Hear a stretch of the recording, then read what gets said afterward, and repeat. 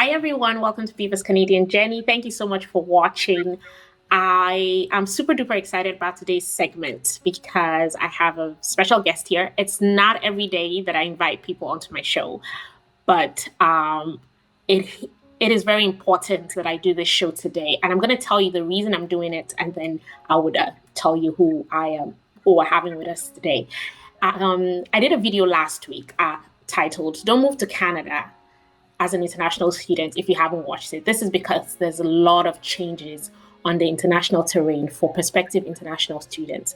I wish I could say these changes are all positive, but they're not. A lot of you have been asking questions. What Canada is doing is that they are, tightening the rules, making it stricter, making it harder. They haven't closed the doors, but they're reducing the amount of international students that they want in. And a lot of international students are a bit concerned. And so it is very important that we have today's segment. And my guest is none other than the CEO of Halp. His name is Matt. And I'm going to tell you a little bit about Halp. I partner with Halp. And Halp is an organization that offers free study abroad coaching and legal consultations for both prospective international students and international students already here in Canada. Okay, I tell international students to try Halp out because it's free, so you have nothing else to lose. So today I'm going to be asking Matt a few questions that I really think is going to help you navigate the study terrain if you want to come and study in Canada as an international student. So without further ado, I'm going to welcome Matt. Matt, thank you so much for joining us. Thank you so much for having me. Really happy to be here. Thank you. Now, you are the CEO of Halp. A few of my subscribers know about Halp, but I don't think a lot of people do. So can you please tell us about Halp and what inspired you to start Halp? Yeah, absolutely. So Halp is a platform that provides students an admissions coach and an immigration lawyer to successfully navigate the study abroad journey. So our goal is to make the process from program discovery to getting to campus successful the first time, a great experience, but also to simplify it and provide advice throughout that process. The reason we got into this business is we care a lot about making international higher education more accessible for great learners. We've seen how difficult it can be working with the existing resources or applying directly on your own.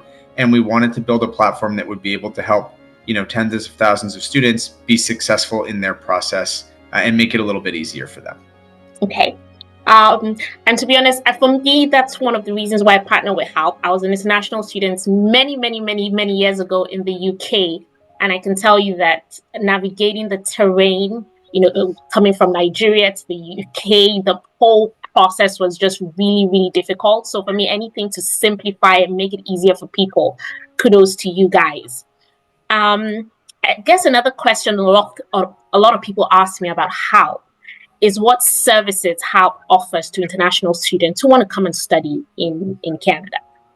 Yeah, for sure. It's a great question. I think the best way you can understand it is comparing the Halp platform to sort of the other options for students that are serious and also in the process of studying abroad. So there's kind of three options. You can work with a traditional agent, you can apply on your own, or you can work with Halp, right? If you work with a traditional agent, generally you might pay an upfront fee. You have less school options to choose from. You don't really get support for immigration in addition to admissions. You might also have to travel to meet with them or use Zoom, which can be a frustrating experience. And success rates generally could be a bit lower, right? And then if you apply on your own, you have to sift through a ton of difficult to understand information. You have to manage different application timelines and bundles. You don't get an expert to review the admission application or the immigration package. And you don't actually know if you're putting your best foot forward. So it can be time consuming, it can be stressful, and also lead to lower success rates, right? So compared to that, what Halp offers in our services is with our platform, you get an admissions coach and an immigration lawyer supporting you one-on-one throughout the process. This means that we get market-leading processing times for acceptances to schools. So it's faster, it's better experience once you've done discovery and had expert advice on kind of like where you should apply and why.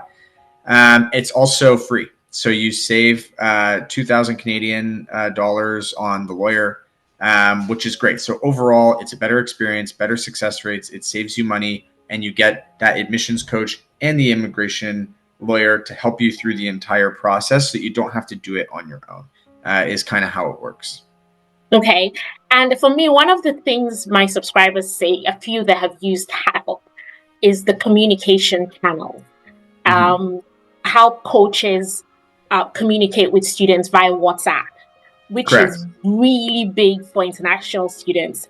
I am very active on WhatsApp because that's how it's easier. It's, cheaper to communicate with somebody, in Nigeria or Ghana or China on WhatsApp. So Mm-hmm. one of the, I remember a subscriber, reaching out to me to say she loves how because of that WhatsApp chat. It's for her, it's more convenient than Mm-hmm. waiting to do a Zoom call or a virtual call. So just to put that out there, you don't have to wait for a Zoom call or a Teams meeting, which, you could just do it on WhatsApp. Everybody's on WhatsApp and the coaches are available, during work hours, of course. Mm-hmm. Absolutely. We try to meet students where they are and make sure that it's really easy to use, and that if you want to book a video call, you can. But a lot of it is you work on our platform, you text on WhatsApp with your coach and your lawyer, send voice notes, that type of thing, and we work with you the whole way through the process. Great. Next question. What are some of the common challenges international students have? And, Yeah. how does help them overcome it? This is really, really big for a Yeah, lot of international absolutely. students. Absolutely. And in the last 6 years, we've worked with tens of thousands of students. There are sort of some similar challenges that boil to the top, right? I'll frame it in sort of like what it's like to go through the process for a student. A lot of the students come to Help. They know generally the study level they want to pursue, and they know the subject area, right? So they might say, I know that I want to do, a master's level program. I know that I want to do it in healthcare or science, but they're not really sure what are the options at the school level, and then how to actually successfully navigate admissions and immigration and in-country setup as it relates to their ultimate goal, which is usually, some level of employment in Canada, maybe immigration, or just those years of post-grad work permitting and going home, right? And so the challenges that come up, there are 4 of them: selecting a program, successful quick admissions, successful study permit approval, and then easy soft landing. So we can go through each. Selecting a program, this is really difficult. There are tons of options. Different provinces within Canada and different cities have different cost of living, different job market opportunities, and different immigration implications, right? So what we do is work with the students to simplify all of this based on your goals and where you want to work, how you want to immigrate, what you want to do after or during your postgrad work permit period is very important to the institution you pick, the province and the city that it's in, as well as your budget, distance from the airport, distance from family, the way that the program works in terms of co-op, non-co-op, are there career services, all of these types of things. So you've got all these criteria, and you've got hundreds of potential schools in Canada across the provinces, as well as thousands of different programs. So that is a lot to do on your own, and a lot of the times the other folks you might work with in the home country don't really know like the difference between a lot of this or this Yeah. level of nuance. Our coaches are here in Canada. They went to these schools. They know this information, so that based on what your goal is, we can come to 2 or 3 schools, 2 or 3 programs at those schools that are the best for you for your outcome. And we will do all that work with you and distill that down. That's the big first step that is really difficult. After that, it becomes about, okay, how do I really quickly gain admissions into these programs? So this is where we actually are partnered with these schools. And so once we've helped you figure out the school and the program, and usually there's 2 or 3 that a student is looking to apply for, all of the application, a lot of your documents are already on the platform. Then we will upload the remaining documents. It will become an admissions package. Our admissions coach will review it. We'll make sure it's perfect and that you're putting your best foot forward. And then we will submit it to the school. Because we have such a strong relationship with the school, we usually receive our acceptances in 2 to 3 days, so that you're not sitting there waiting for months and the intake is approaching and it gets kind of nerve-wracking. So that's the second thing: successful quick admissions to the school you're looking for, which is great. Once that happens and you receive a conditional letter of acceptance and you pay your tuition deposit, the next piece is immigration. This is probably the most anxiety-inducing step in the Yep. process for a lot of students. So this is the next thing we help with: successful study permit approval, hopefully on the first try. So what we do at Halp is provide a platform that makes it really easy for the student to build their application. All of the different documents are on the platform so that you're able to just enter in your information and it creates the form perfectly for you. You don't have to print anything. You don't have to write anything out by hand. You don't have to deal with any of that. Then we have a lawyer that will review it. They will recommend changes, right, to your statement of purpose, to the way that you've presented your finances, whatever it might be, so that the application is in its best possible state. And then the lawyer will submit the application to Immigration Canada on behalf of the student, which can increase the approval rates. And so when you put all this together, you get an easier experience developing and building out the application. You get a lawyer that will review and do edits and sort of that to make sure it's great. And then that lawyer will submit it on your behalf. So this drives market leading approval rates. For example, from Nigeria and Ghana, the approval rates in June, July timelines in Canada were like 18, 16% for like anybody across the board. For us, it's a little bit closer to 50, 60%, Oh, right? wow. And that's just because we spend a lot of time and effort making sure that the documents are right, that a student matches what the government is looking for, and then that we have the right application set up. Now, is never a guarantee, and we don't talk in terms of guarantees, but we will always make sure that you're putting your best foot forward and that we are trying to learn what the Immigration Canada IRCC is looking for so we can try to put you in the best position to succeed. So once that hopefully is approved, the next and final piece is the easy soft landing. So, you're sitting there with a study permit, your intake starts in 2 or 3 months. Where do I live? How do I get a bank account? How do I get a phone? What, insurance and medical insurance do I need? All these types of things. So we have relationships with these types of providers. They make deals for our students that make things cheaper, more affordable, better coverage, these types of things. And we can provide you those options and walk you through what that is so that before you get on the plane, you don't have to be stressed out about where am I going to live? How do I get there from the airport?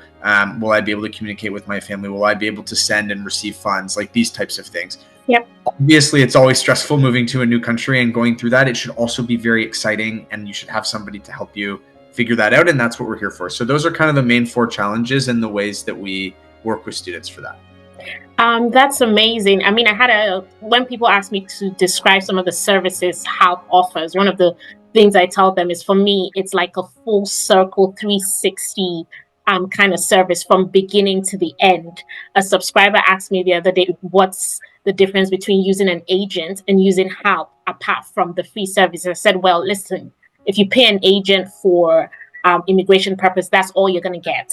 But with the guys at Halp, you're getting help from the beginning, from when you start thinking about what province, what program, your visa. And then after that, they don't leave you alone. They kind of get you ready for a whole new country. And so I call it, a full circle. You get everything from beginning to the end, which honestly agents or other people don't give. So that's one of the ways I describe Halp. And I'm glad that Matt, went into all these challenges and also the solutions, so to say.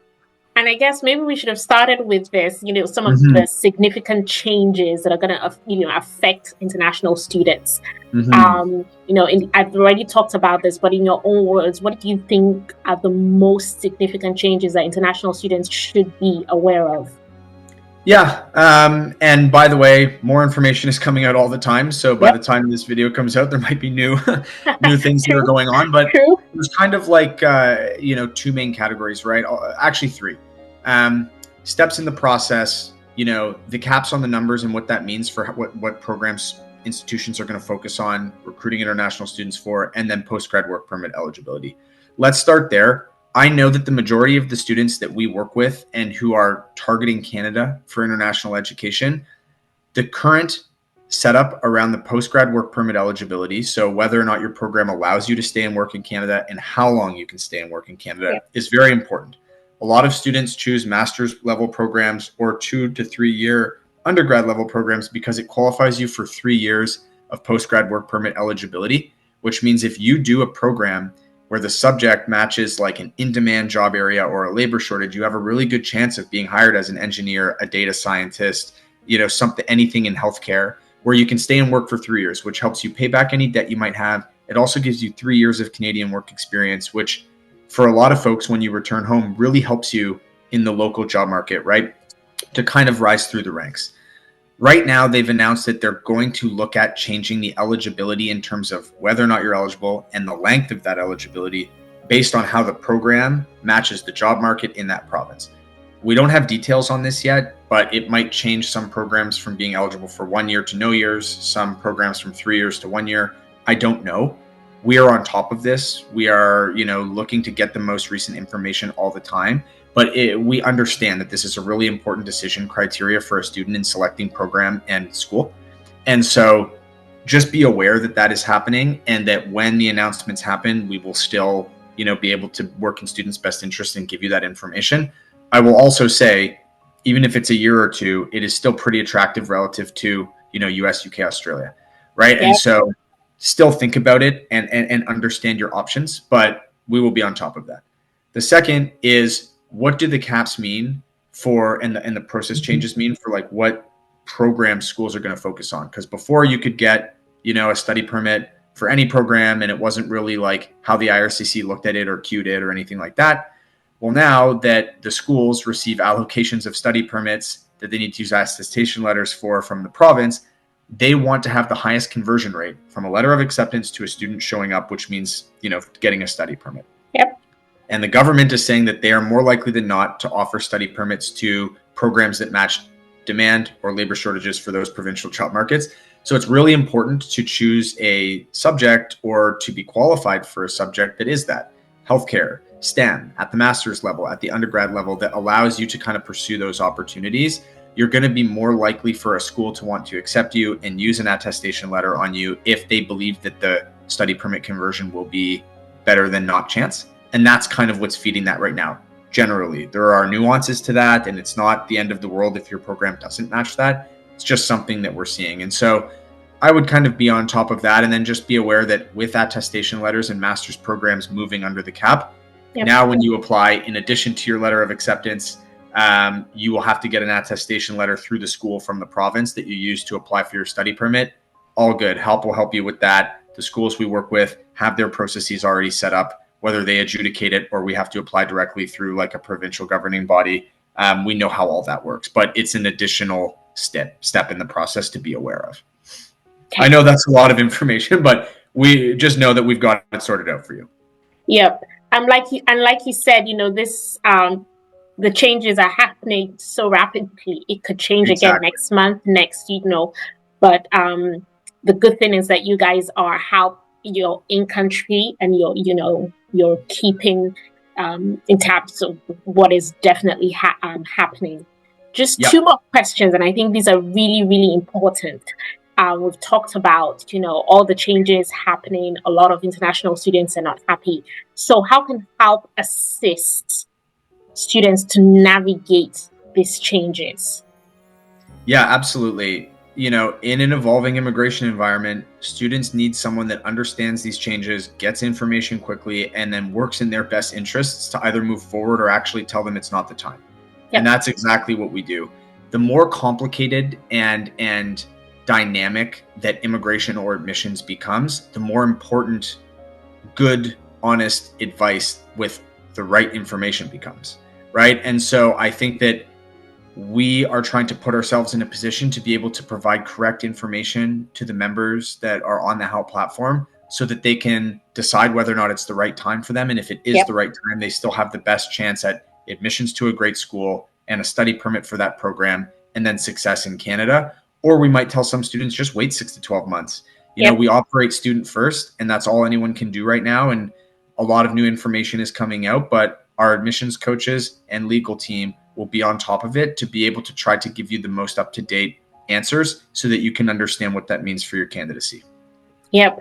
Just to piggyback on what you said about, with Halp, is student first. I had a subscriber who reached out to me, and I said, I gave them the link. I said, reach out to Halp. And they came back and said, the coach told them it's not time yet. Give it 6 months. And they were a bit upset, and I thought, but isn't it better that they're honest with you? Yeah. That you start the application, you pay tuition fees, and then something happens along the line and you've lost all that money.